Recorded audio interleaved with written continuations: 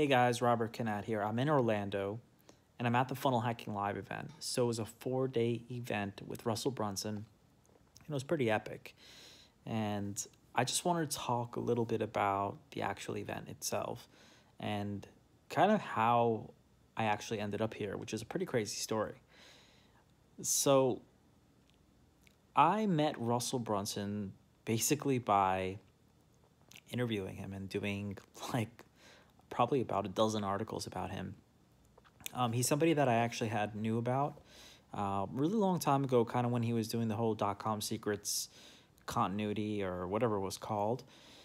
And it's funny because something a little bit crazy happened to me not too long ago. So here's kind of what happened. Back in 2014, I was building this software platform, and it was a platform that basically you could rent a vacation home pretty much anywhere in the world, kind of like Airbnb, but we were not as big, number one, and we were doing like super luxury properties. But the premise of the software was basically to facilitate transient rentals or short-term rentals. So I don't know how much you guys know about me, but I'm a software engineer. I write under the pen name R.L. Adams, and I've written over like 36 books, and I run a blog called The Wanderlust Worker, which is basically dedicated to self-development and kind of finding, creative ways to make money online and stuff like that. And I've also written for Forbes and Entrepreneur Magazine and Gadget, Huffington Post, and all those other places. So I really like writing, but I'm exponentially better software engineer, if that makes any sense. So I built this software platform. I built this company, and it was awesome. I mean, for about a year and a half, or maybe like 16 months, I developed the software. I developed a platform to facilitate the business, basically, because I did have another business prior to that, kind of in the same industry, which I royally screwed up. Was making a ton of money, but totally not stopped paying attention and partying, and yeah, that just crashed and burned. Epic failure, I guess you can call it. If kind of some of you guys know me, I write about failure a lot. That was one of the big ones. So I kind of knew the industry already. So I built a software platform. I invited this guy to join me in the company, and he was going to do the sales. Like, I'm totally introverted. I'd rather just sit in front of a computer screen and like code a software platform than be out there speaking to people and networking with people. So that was kind of the roles, like I gave him half the business, and I was going to be developing the software, and he was going to be doing the sales, basically. So building this business, about, I'd say like 3 years into the business, we had a massive dispute. I'm kind of not going to go into it here, but it was pretty bad. And so basically, the dispute was so bad that I shut off the website because a bunch of stuff happened on the other side where he kind of locked me out of the accounts. And so anyways, so long story short, basically, we had this massive dispute, and I walked away from the business. I mean, it was like I basically flushed 3 years of work down the toilet, and so surreal. Like, I don't know if you guys have been through major failures, but like when something so bad like that is happening, it almost doesn't feel real. And so the business was basically gone, and it was like 3 years of hard work. And like, when I say hard work, I probably invested well over 10,000 hours of my time developing this software platform, and probably close to 6 figures, if not more, of my own money. So it was pretty bad.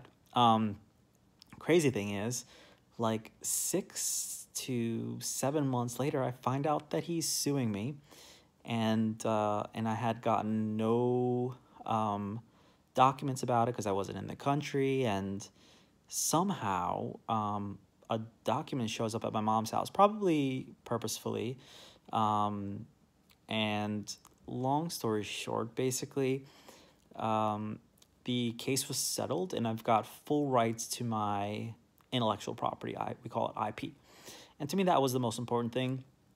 And so crazy thing happened, and kind of, I intend to do this fairly often, but I just wanted to kind of share with you the story so you kind of understand where I'm coming from.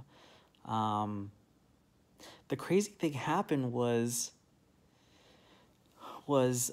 I, after that business failed, basically, or I should say after I walked away, because we were making well into the seven figures, like basically in the first year of the first year of actual operation of the business, not the first year in building the platform. We probably started conducting business about 2 years in. So, thankfully I've got the rights to the IP, but what happened was, what most people would do when a business fails is that they would go out there and they would sulk. And I think I kind of did a little bit of that, but I took a completely opposite approach to, I think, what most people would do. So here's kind of what I did. And I think that this might benefit you if you are going through a really tough situation right now, or, you failed at something. Instead of going out there and basically directly exchanging my time for money, I went out there with the decision to help other people. So this kind of brings me back full circle, and I promise you there's a point, because I'm sitting here in Orlando just after getting done with the 4-day funnel hacking live event, and with Russell Brunson, Tony Robbins, all sorts of amazing speakers. And the reason why I'm here is I spent the good part of a year reaching out to the biggest names in, business and marketing: Dean Graziosi, Joe Polish, Frank Kern, Ryan Deiss, Roland Frazier, Perry Belcher, all of the big marketing guys, Ken Clothier, Howard Panis, all sorts of people. So I basically spent the better part of a year, Russell Brunson, of course, interviewing these people and telling their story. I'm really good at SEO, so not only was I able to tell their story, but I was able to rank them for crazy keywords. And, we're not talking like small keywords. We're talking really, really difficult, like keywords that are highly competitive, that get millions of, search volume per month. And so I spent the better part of a year doing that, and I developed some pretty amazing relationships. Actually, cool story is, I actually didn't know who Roland Frazier was initially, but turns out he's pretty much like the godfather of online marketing and affiliate marketing. I mean, this guy's like the kingpin, and he's actually Ryan Deiss's business partner in digital marketer. He's the principal, so basically, principal investor in digital marketer. So basically, he owns a share of digital marketer. And originally I had reached out to Ryan because I wanted to do an article on Ryan Deiss, and I did that, of course, and I did it in Forbes. Cool thing was, though, after Roland Frazier reached out to me, and originally I was like, who is Roland Frazier? But one of my friends, Justin Anderson, who's a big SEO guy too, he tells me, Ryan's the face and Roland's the brains. Not to say anything bad about Ryan, because he's a gifted marketer, but Roland is the kingpin, basically.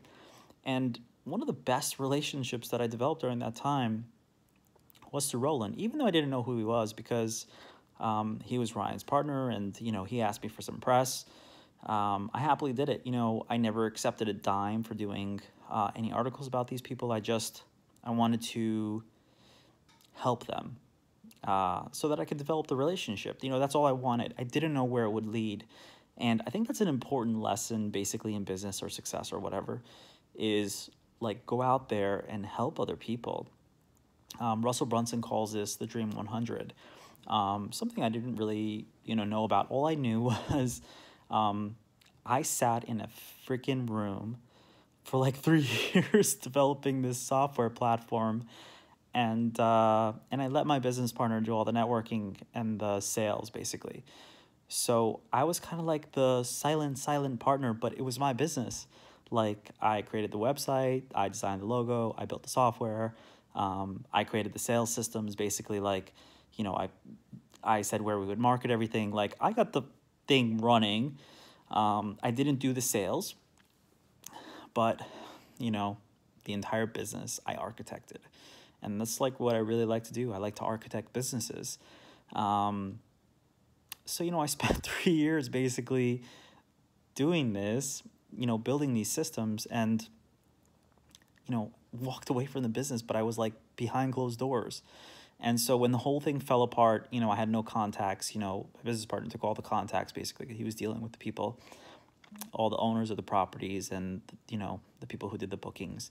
I will give him credit though. He's a gifted salesperson. I'm sure he'll go pretty far, but we just had a dispute, and like it couldn't be rectified, which sucks. I tried, but it couldn't be rectified. But there's a silver lining here, and the coolest thing is like I connected with this guy Ken Clothier, and he's a big real estate guy, and I didn't know that it would one day lead to us like working together. But the coolest thing is like we joined forces in a company that we're building now, along with Howard Panis and Roland Frazier, who's an investor. Basically, Roland owns a share of Real Estate Worldwide, which is Ken's company, and kind of in turn he owns a portion of Cribs. So Cribs is the real estate company that we developed and that we're basically building right now.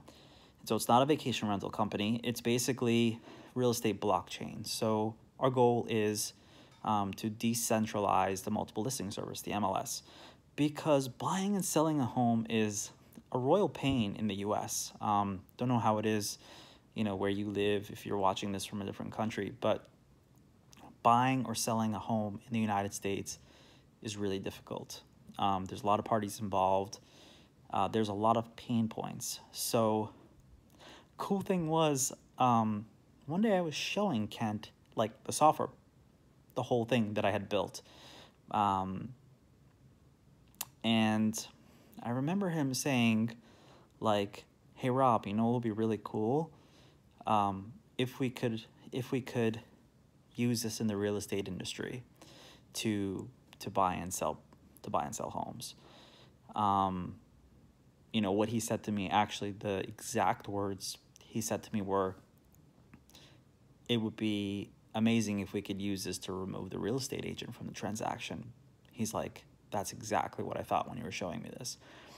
And I took pause to that because I was like, whoa. Whereas, the prior business was serving a very, very small segment of the economy. It was like ultra wealthy, high net worth individuals who could afford spending like $2,000 per night and up for the properties we were representing. So basically, being able to get in the middle of or to facilitate any transaction, any real estate transaction in the United States. So the $1 trillion market. And I took pause at that because, like, holy crap. Like, imagine that. And so we made a deal, the three of us, well, ultimately the four of us, and off we went, man. And that's what we're building right now. And I guess kind of the moral of this whole story is, and I'm going to be sharing Cribs with you guys a little bit more. It's KRIBBZ for anybody who's interested. It's still in development, but depending on when you watch this. It could be live, it could be huge, it could be nothing. Um, the whole moral of the story is basically like go out there and serve, you know, go out there and help people. Brunson calls this a Dream 100, but doesn't matter what you call it. Find people you can help and go serve them on the highest level, and watch incredible things happen. So I hope you guys kind of stay tuned in this little video diary of mine, because I'm going to kind of share with you exactly what's going on with the development of cribs, or what's going on in my life. And so I hope you guys comment and share this, and I look forward to speaking to you guys soon.